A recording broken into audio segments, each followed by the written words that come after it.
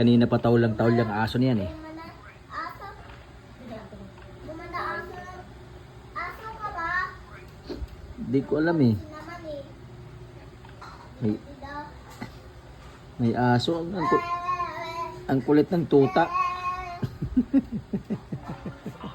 Ang kulit ng tuta.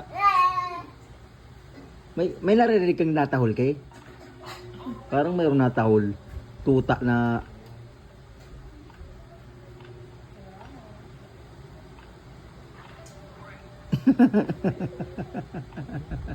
May tuta na tahol eh. Ayun oh. Hindi ko alam tuta ba yan o ano. Tahol lang. Bida-bida. Sino ang pabida-bida? Yung tuta? Hindi. Etong aso na to na parmul ko. May pabida-bida kasi. Ano ba yan? O sino pa? Yung bida-bida si Kalbo, di ba? Sino kalbo? Ay, yung tuta? Hindi. Ikaw. Kalbo naman ako ah. O ikaw naman yung kalbo. At ikaw. Ay, kay talaga. O tinawagan na ako ng kay. Ano? Tao na ako, di ba? Hindi ko po sa'yo. Bebe. Kalbo. Kalbo. Ano nga? Saka pabida-bida ka pa sa akin.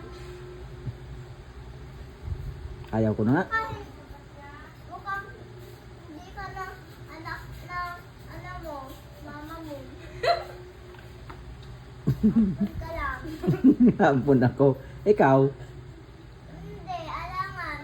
Saka, alam ko naman, hindi ako makakalabas sa ng mama ko kasi ang hirap-hirap. Mm. Napulot ka lang namin eh. Ulit din namin, dito sa tayo na kalabaw. Napulot ka lang namin doon sa may basurahan, sa may malapit sa palengke. Wala na tanong, tama na. Ano, aso ka ba? May namiminig akong asong tumatahol yan. Ito si Calvo, siya na mauna. Si Kalbo. Nananahimik na nga ako. Ikaw yung salita ng salita eh.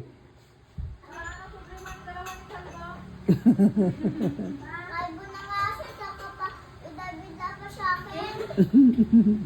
Ayaw ko na nga. Bahala ka sa buhay mo. Bahala.